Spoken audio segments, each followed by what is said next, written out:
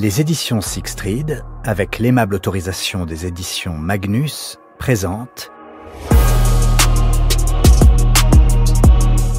Guérilla, tome 1, Le jour où tout s'embrasa, de Laurent Oberton, interprété par William Schwank.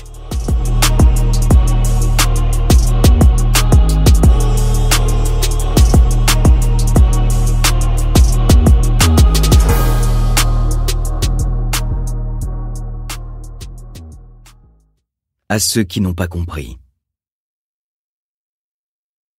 Premier jour. La Courneuve, 17 heures. Dans ce trou vivaient des hommes, des barbares, comme ils se nommaient eux-mêmes. Cette cité était leur territoire, un quartier redoutable, le plus craint de la ville, et peut-être du pays. En arrivant ici, en jetant un œil vers le haut de ces tours, le flic s'était dit qu'il devait s'y passer bien des choses sales. Ce jour-là, il avait l'impression de respirer du vide. Il y avait quelque chose de lent et de lourd dans cette atmosphère de soir et de ville. Quelque chose de final. Il savait, depuis le début, que ça finirait mal. Il le savait, bien avant d'être ici. Le vent brassait des odeurs de chanvre, de pétrole, d'éthanol et d'urine. Ce calme inhabituel avait quelque chose d'accablant. C'était comme si l'espace et le temps se comprimaient. Ils n'étaient que 3 et un chien, mais ce n'était pas un horaire à risque. Il faisait chaud, il y avait ce chat, galeux au dernier degré, blotti contre une poubelle pleine de broches de kebab avariés. Il y avait ce type édenté, assis sur un carton, défoncé à l'acétone. Il y avait ces barbus, devant leur supérette, qui parlaient à haute voix de convertis. Quelques passants, quelques guetteurs endormis, un bruit de moto, des pneus qui crient. Comment un chat pouvait survivre ici? Les 3 policiers longeaient prudemment les tours, en se méfiant des airs, en surveillant leurs arrières. Ni cris, ni projectiles. Jusqu'ici, tout allait pour le mieux, dans le pire des mondes. Puis ils sont entrés dans le bloc.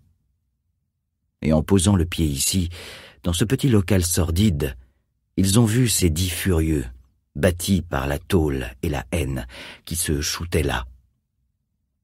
Ils ont vu leurs yeux de camé, tous défoncés à la colle et au sel.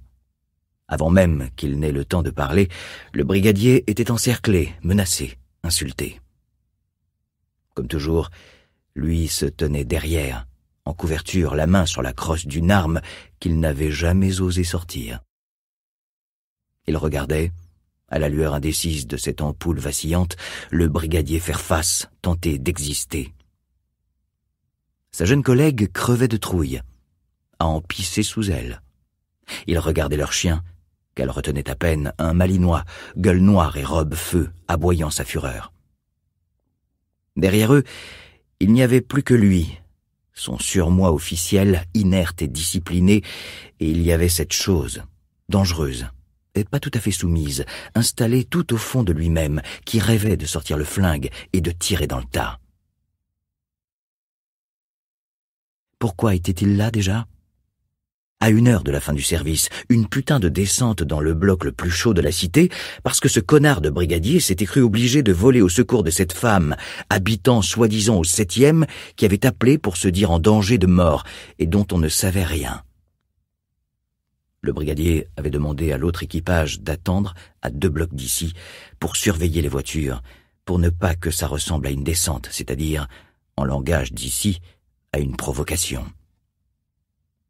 Et maintenant, pour les beaux yeux d'un fantôme, ils étaient là, encerclés par des barbares qui rêvaient de les saigner. Quitte après le premier. Le type au jogging blanc, à la gauche du brigadier. Le flic voyait son silence, ses yeux mauvais, sa volonté de se faire oublier dans un angle mort. Le brigadier parlait, fixant le plus costaud, parlait comme si tout allait bien, pour sauver le fil de la parole, comme le premier feu des premiers hommes. Il semblait croire qu'ici-bas, le langage pouvait encore faire échec au crime, Une femme, voilée, entra avec le silence, comme un présage. Elle regarda les policiers comme elle aurait regardé Satan dans sa mosquée. L'ange des cités passa, la confrontation reprit. C'était une question de territoire et d'honneur, et au bout de l'escalade, il y aurait la mort ou la bavure, ce qui revenait au même. Les caïds ne sont que des grandes gueules. C'est ce que se disaient les flics chaque soir entre collègues en buvant un verre. Mais ils étaient hommes, et au fond d'eux tous, ils savaient. Ces gars-là n'étaient pas faits du même bois. Et là, maintenant, lui avait peur, et lui trouvait ça surhumain d'avoir une gueule aussi grande. Ils étaient animaux, blocs de pulsion et de haine, des chiens d'attaque prêts à rompre leur laisse et à broyer des visages. Il aurait voulu avoir le 10e de leur rage. Pourquoi avait-il si peur? On bouscula le brigadier. Ça y était. S'il réagit, il meurt. S'il ne réagit pas, il est mort. Massive décharge d'adrénaline. Il voulut que tout dégénère, là, maintenant, tout de suite, pour pouvoir liquider cette tension, s'expurger de son abjecte discipline à coups de matraque réglementaire, en priant pour perdre connaissance au plus vite. La bête des entrailles préparait son putsch. Mais toujours, ce putain de surmoi officiel qui lui interdisait de dégainer le Six Hour. L'homme au jogging blanc était sorti de l'ombre pour décocher au brigadier le plus terrible coup de poing qu'il ait jamais entendu. Le bruit mat des phalanges percutant la chair avait résonné dans toute la cage. Le seul gradé vivant dans les 10 barres d'immeubles à la ronde s'était effondré comme un poids mort. Aussitôt, les autres s'étaient rués, s'acharnant à grands coups de talons et de pieds.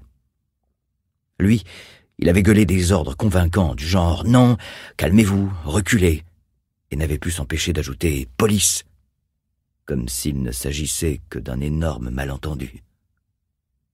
Sa jeune collègue, qui jusque-là s'accrochait à la laisse du chien comme une alpiniste à sa dernière corde, hurla quelque chose et laissa le Malinois faire son travail. D'abord remarquable d'efficacité, l'animal trouva sa limite quand une machette vint se ficher entre ses vertèbres. Sur le brigadier pleuvait un déluge de coups. Adossé au mur, la fliquette hurlait de terreur. Il vit une ombre brandir une pelle. Alors, la bête des entrailles avait parlé. Alors, le SIG avait craché l'horreur. 1, 2, 3. Au ralenti, ils étaient tombés comme des pétales de cerisier. 4, 5. Et l'autre, qui leva les mains, terrifié. 6. Incident. Substantif masculin. Petit événement fortuit et imprévisible qui survient et modifie le déroulement attendu et normal des choses, le cours d'une entreprise, en provoquant une interruption ressentie le plus souvent comme fâcheuse. Longtemps, le flic resta en position de tir, l'instinct dans les yeux et la mort au bout du poing. Le bruit des douilles, l'odeur du sang, le nuage de poudre, et le silence, enfin. Les plus chanceux avaient fui. Il avait arraché sa collègue au mur, l'avait secoué, poussé dehors, il était trop tard pour le brigadier. L'arme à la main, il courut le long des tours sur une pelouse jonchée d'immondices, entraînant par le bras sa collègue au bord de l'inconscience, sous ses centaines de balcons et ses milliers de vitres, sous les yeux noirs de la zone grise. Il avait sur la main des éclats de sang et de poudre. Aux fenêtres, dans leur dos, des cris. Il ne lui restait plus qu'un chargeur. Le regard halluciné, il courait à vomir du sang. Leur voiture et l'autre équipage étaient à 2 blocs de là. Il en avait tué au moins 2, peut-être 3, peut-être plus. Sa vie était foutue. Le long du bloc sud, il regarda en arrière, prêt à tirer encore. Il ne vit personne. Il repensa à celui qui avait tapé le premier, celui au jogging blanc, touché 3 fois, qui rampait dans son sang, sur les coudes, les jambes raides, le maudissant d'une voix aux poumons percés. S'ils survivaient aux enquêtes internes, il ne leur échapperait pas, à eux.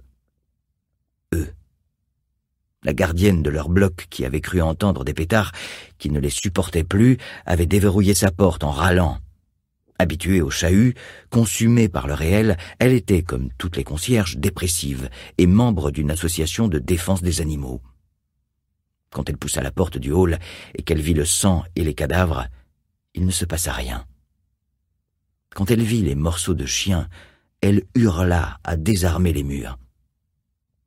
Dans son cagibi grillagé, elle s'enferma, prévint la police, après quoi appela BFM TV, puis la SPA.